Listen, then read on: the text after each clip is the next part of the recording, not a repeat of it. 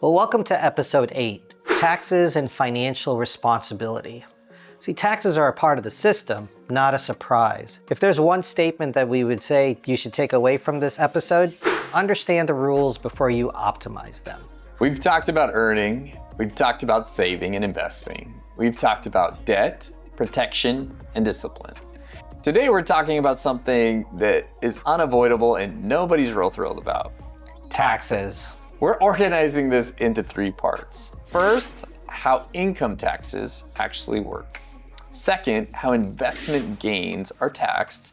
And third, how to think about basic tax efficiency. And now we're back with our friend Alex, because when income increases, tax awareness becomes real. After weeks of burger flips and late shifts, you finally hold the envelope containing your very first paper paycheck.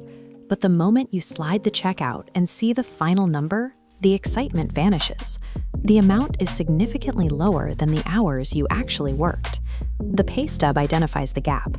At the top, your gross pay represents every dollar you earned. Below it, the taxes withheld section shows exactly how much the government took out. This is a mechanical part of the system. Federal and state governments require employers to subtract income taxes automatically before you ever see your earnings. Looking at that missing chunk of money often feels like a penalty for working hard. You provided 100% of the labor, but only received a portion of the value. This initial shock is the result of participating in a system without knowing its rules. To stop the surprise, you have to look at the mechanics behind how those taxes are actually calculated.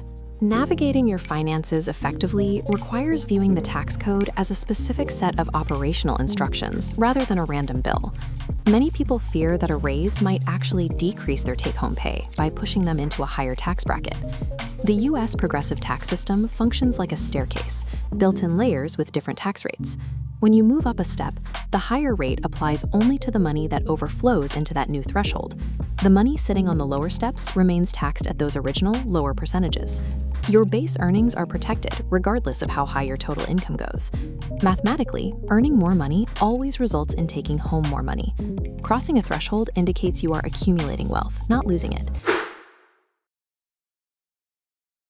If Alex buys an investment for $1,000 and then later sells it for $1,500, that $500 difference is what we call a capital gain. That gain may be taxable.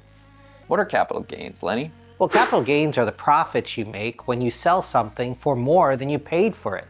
That something is usually an investment. With regards to capital gains, holding periods matter. Time is the primary factor here. Selling an investment in less than a year triggers short-term gains, taxed at the high rates of a normal paycheck.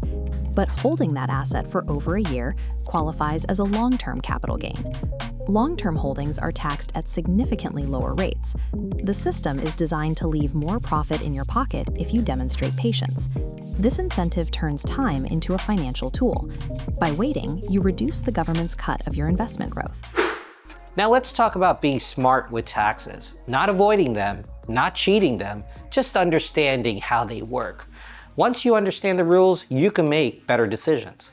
Tax efficiency means keeping more of what you earn legally.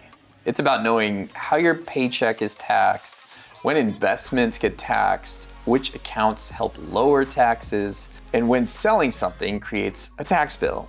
You don't need complicated strategies, you just need awareness and to know how things work. Here are some simple steps to handle taxes well. Number 1, understand your paycheck. Know the difference between gross pay before taxes and net pay after taxes. Look at what's being taken out.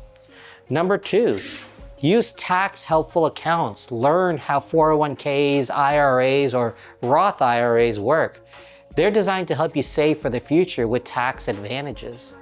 Number 3, think before you sell investments. Ask, how long have I owned this? Will selling create taxes? Don't make investment decisions based only on emotions. Number 4, keep records.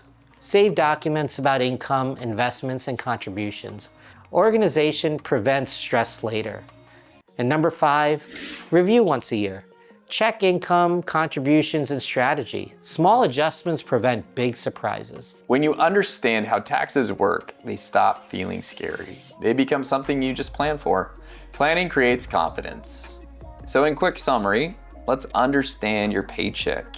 Use tax-friendly accounts. Hold investments longer when possible. Plan before selling. And above all, stay organized. And the one thing I would add is, do your taxes. Do your taxes. Don't skip taxes. Taxes are not optional. Not optional. So going back to our friend Alex. Alex starts reviewing his pay stub each month. He adjusts his withholdings intentionally, and he contributes even now to a retirement account. It's never too early to start. He holds investments long enough to qualify for long-term treatment when appropriate. And it's nothing dramatic, it's just being informed. Taxes didn't disappear, but confusion did for him. So good. So, Andrew, what did we cover today in this episode? Well, it was a lot of taxes. How income tax works, how capital gains are taxed. We talked about how basic tax efficiencies protect more of what you earn, and that's really important. Financial responsibility includes understanding obligations.